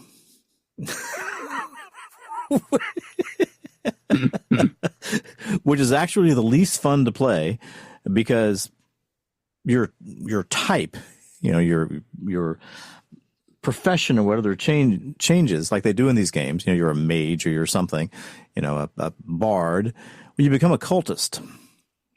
And once you are a cultist, you've just got to go through all levels of hell to stop being a cultist. And so you spend the rest of the game being a cultist, which I guess makes sense. That cults don't like to let go of their people. True. But that is the only exposure I've had. I know we watched a Lovecraftian movie one night here when you were doing Southern Demonology movie nights. Had the guy from Jurassic Park in it, Sam Neill. Oh, yeah, and The Mouth of Madness. Right, okay, That is a fantastic, because Lovecraft is essentially he's the creator of cosmic horror. And In the Mouth of Madness is just one of the best examples of cosmic horror that you can find out there. Mind-bendy. Oh, it's so good. And plus the music is fantastic. Very stark, though. Very nihilistic. Oh, everything is in that universe. Yeah, everything is. Yeah. The short story I was thinking of about the trip to the expedition to Antarctica is At the Mountains of Madness. Mm-hmm. At the Mountains of Madness. Okay. And that is the name of the story that I couldn't pull up in my mind. Yep. But all right. And another, just one last thing. Oh, take all you wish. Another example is just the feeling of it is a lot of Junji Ito's work, which I've done a few episodes on in Southern Demonology Bite. But he is the horror manga extraordinaire in Japan. And he's written a lot of amazing works, but one of his best, and which was actually just done into a 4-part anime series called Uzumaki or Spiral. And it's just an example of a town that is touched by something other and is utterly corrupted by it. And not just how nature is corrupted, but how the human mind is also corrupted. And people become just absolutely either fascinated by or terrified of anything spiral. And you get all kinds of interesting stuff, like snail people are suddenly being born, or you're transmogrified into a giant snail. And it's just fantastic. Yeah, but it's also, it's one of these, if you're looking at it casually, it's an insane universe. Oh, absolutely. That doesn't make any sense at all. No. Okay, why would I be frightened of a spiral or terribly fascinated by a spiral? That's because there's this Lovecraftian insanity that infuses that universe. Oh, yeah, And nobody's mind can escape that. exactly. And you find that in a lot of Ito's work, whether it's the the Enigma and Amigata fault, or yeah, just the hanging balloons. You just get all these really weird ideas where something is just subtly twisted that adds such a dark reality to the world that it becomes incomprehensible. See, I can understand that. I mean, I like I've told you, I never have in my entire life had a dream, a nightmare, where I'm being chased by Godzilla or chased by, or being eaten by a shark or anything. I've never had a dream like that. My nightmares are always just little subtle twists in reality. Like I'm in a room and I'm looking around at all the other people in the room, and I just sense some little change in their facial expression where they know something I don't know and they're not telling me. And there's, in my mind, there's a great thread in that. Kind of sounds like that underlying sense of undefined dread. Yeah, that would be. And by the way, I'm on almost 5 months now. Without a nightmare. No nightmare. Excellent. That's fantastic. I mean, look, that really, really is. So when you talked with Father Mike, when you guys did your episodes together, I remember him saying you could take the medallions off for a while. Yeah, and I still haven't. You haven't. Okay. I'm so used to them. I don't. Your body doesn't mind anymore. Oh no, they never have. But not anymore. I used to feel like I wanted to claw them off of me, but now it's just second nature. So, well, Dave, is there anything that you've been thinking about recently that is heavy and amazing in your mind that you'd like to talk about? No, I'm good. That's the wrong answer. I just been busy. I know. Yeah, but you've been doing mindless work. Okay. Well, I haven't had anything amazing in my mind lately as far as the paranormal realm goes. I've been thinking a lot about, because I'm trying to write this book with Father Birdsong on the nature of the demonic. And that is where my brain has been centered around when I'm not like hip deep in front end websites. Right. When you're not developing data management software or data manipulation software or whatever, this is where your mind has been. Yep. Have you come up with any new insights? No, I haven't, unfortunately. But I'm only at the beginning of this journey, and I know I'm going to get some interesting stuff to come out of this. And I plan to finish up the writing while I'm in Japan. So, and that always puts me in the right mood, especially if I go to my favorite jinja or shrine and sit down. I can't imagine a better place to write.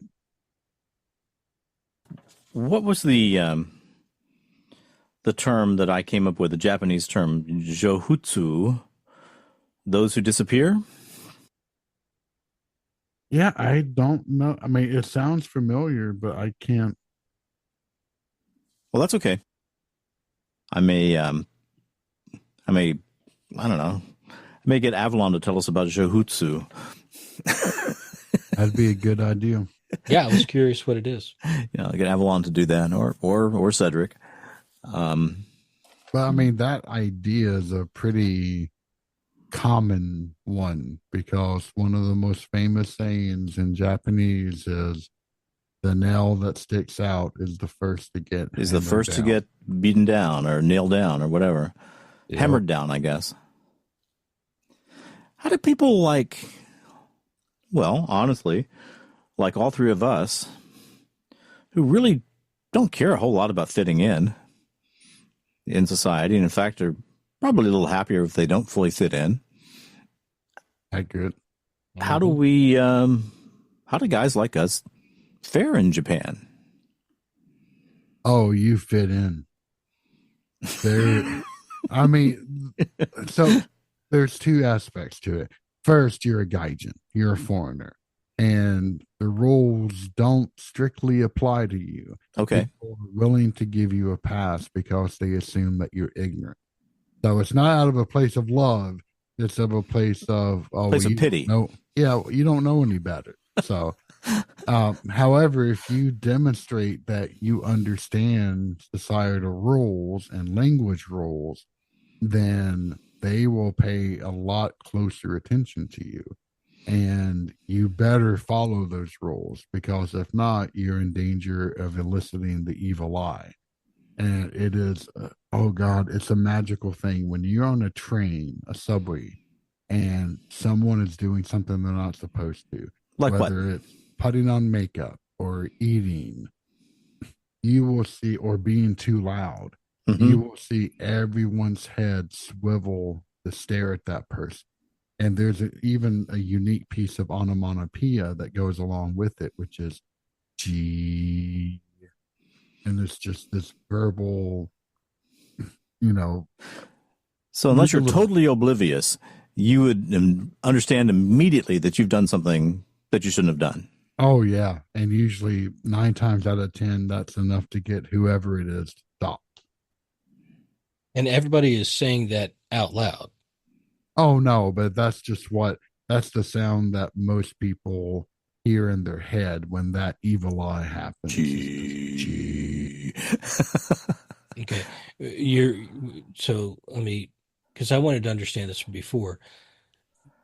So everybody who is doing the staring is visualizing that sound, or audibly hearing that sound, or the person who is being stared at is... See, I had it in my mind that they were saying that audibly. The whole train would just suddenly go, gee. That would be freaky as hell. It would be freaky as hell. No. So there's no sound from either the person who's being observed or all the people that is observing that person. But in the Japanese mindset, that is the sound that's being made. It's not made physically, but if you ever get that, then that's the sound that's associated with it. Well, I guess they were, I mean, the times I've been in Japan, they've been extremely kind to me. Oh, and yeah. They were always extremely kind to me. I was told that a few things I did probably weren't that good an idea. I mean, I wanted to take photographs of the pachinko machines because they're pretty. They're interesting. Oh, they are, especially the newest ones they have. Yeah, there's Evangelion crossed with Godzilla machine that came out when I was there. I really wanted to play it, but it was just jam packed and I couldn't do it. Well, I mean, so excuse me, Kenshiro, who was the person assigned to control me, said, "No, you don't take pictures in pachinko parlors." Well, that would make sense. Yeah, in fact, did you know that your cell phone, if you ever go to Japan, if you take a picture, doesn't matter if you mute it, what happens, it will always make a sound. And that is because they have mandated that it has to make a sound. So as soon as you hook into the Japanese cellular network, yes, it's sending some signal to your phone, always make that clicking sound or whatever. Exactly. Wow. No, I did not know that. Is that based, technology, rabbit hole. Is that based on the network, or is that the programming that Apple or the Android OS has done based on the region that you are in? I think it has to be the region. because you don't have to be connected to, because that would be a really easy way to bypass it if you just went on airplane mode and suddenly it didn't care anymore. Right.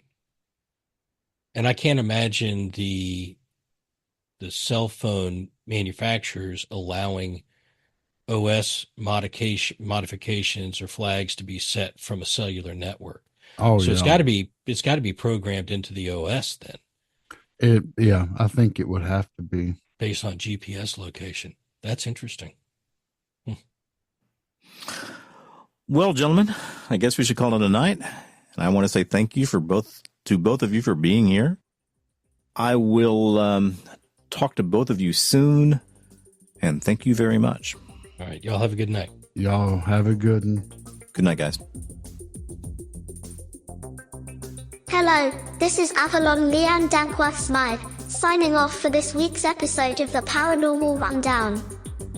The Rundown is a joint production of the Gang of Nerds, which is composed of Dave Griffith, Father Michael Birdsong, JJ Johnson, and Vic Hermanson. Any media clips that appear in the show are used under the protection of the Fair Use Doctrine. All music you heard came from Lobo Loco, Smart Sound, or is simply part of the public domain. It brings the lads great joy to hear from their audience, so please write to them at feedback@paranormalrundown.com.